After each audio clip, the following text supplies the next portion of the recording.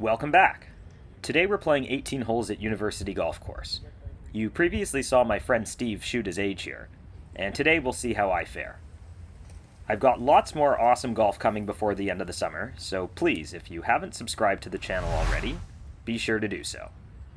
We're playing the tips today from about 6,400 yards. This is my first swing of the day, and it's a good one.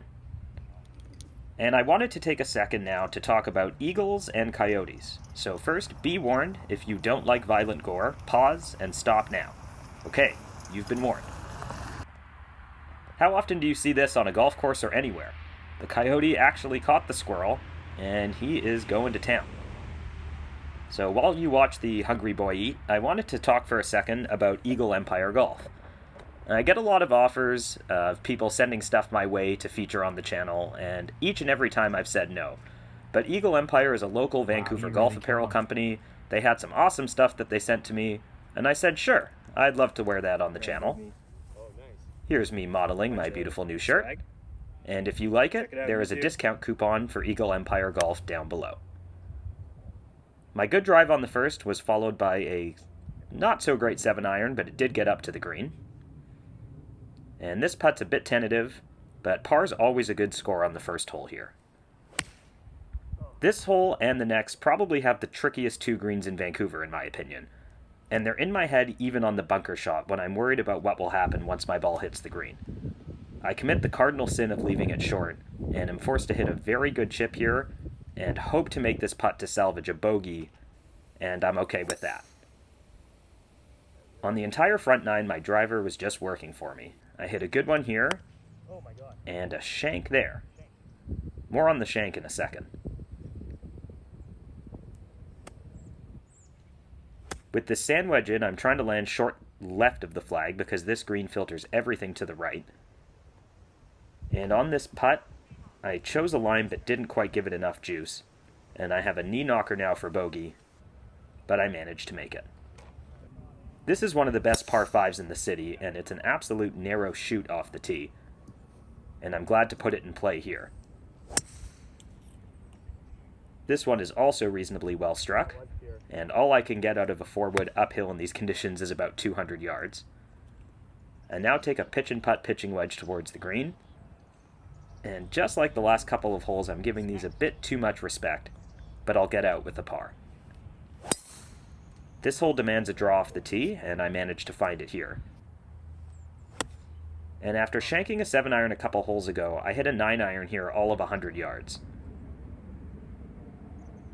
The lag putt puts me back in it though, and I'll get out with a par. The tees are forward today, and this is actually drivable, and I proceed to hit it high off the face, and wait to hear the noise here. Yeah, it hit some trees and came back into play. And after some lousy iron shots, I just commit for the rest of the day to taking an extra club, sometimes 2 extra, and I might be flipping at it, but at least I'm going to try to get it all the way to my target. This is the first experiment with that here, hitting a 160 club 147. And would you look at that, it puts me on the green putting for birdie, and I'll get out with par. This is a good drive on the long par 5 8th. This 4-wood's a bit skinny, but I'll get away with it.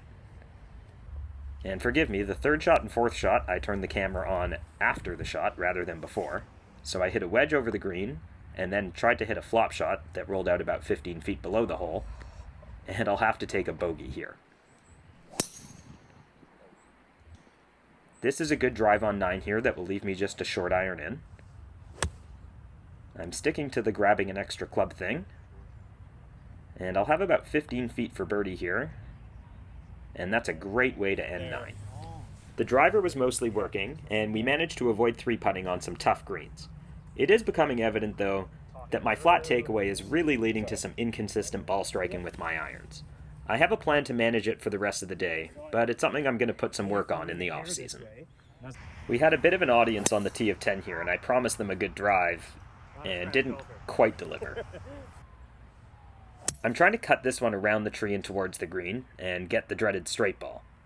And with about 50 yards in, I missed another shot, apologies for that, It went to the back of the green, and I had about 20 feet for bird here, and I'll clean up for par. 11 is stroke hole 1 on the course. There's water up the left and trees on the right, and even though I hit a push, I managed to have a decent line in here. And this 4 hybrid landed a bit short, but rolled out to pin high in the fringe. And that's my first real brain fart on the greens. Hammered that one past the pin. And with this 4-foot slider, I'm not quite able to find it. So here's something I don't do often. Grab an 8-iron for all of 115 yards. But it is right at the pin and gives me a good look at birdie. And I leave it just a bit high. 13 is just like 11, just coming back the other way. And once again, I hit a push up the right. Grabbing an extra club here, I might be flipping at this one, but you know what, it's on line. It lands just short of the hole before rolling out about 20 feet above the pin. And this is a really tricky downhiller that's all about speed. And I'm happy to get out with a par. I push another one up the short par 5 here. And with 200 in, I take on a really aggressive line here. And pulled it off perfectly. With about 20 feet for eagle here, I'm a little tentative on the downhiller. That's not a good putt. And neither is that. 3-putt pars are never fun. The push trend continues. After hitting every single fairway on the front save for 1, I'm missing them all right here. The last one. And after clipping that branch, now I'm trying to get up and down from about 50 yards. This one is right on the number and a little bit right of the hole. And I'll only have about 8 feet here to tidy up for par. And I kind of feel like I stole one there. This is probably the signature hole at UBC, so I stopped and took a moment to take it in. This hybrid looked like it was right on line, but lands just a bit right of the green and gets stuck in the rough.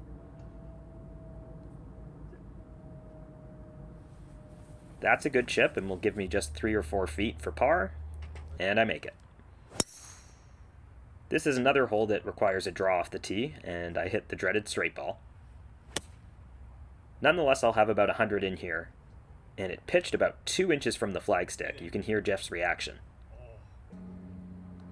It ends up rolling out a good 20 feet past. And this birdie putt was right in the jaws, but just a hair too short. This is called compensating for all of the pushes. This one was a big high draw, and it actually goes all the way through past the red stake here.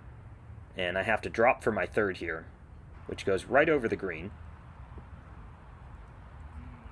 That chip is not a great effort, and we'll have now about 12 feet for bogey. And would you look at that, the golf god smiled on me today. As a bogey, you have to. Where was this golf during the tournament is all I have to ask. But there's not much to complain about today, so I won't. We are hitting the ball pretty well off the tee, and hitting more than half the greens and putting decently means that even with some poor iron striking, you're probably going to find a score. I'm not upset with the strategy I developed to manage the irons today, but I'd really like to take a step with my game, so stay tuned because for the remainder of the summer and into the off-season, I'm hoping to really improve that part of my game, so that scores like these become the norm rather than the exception.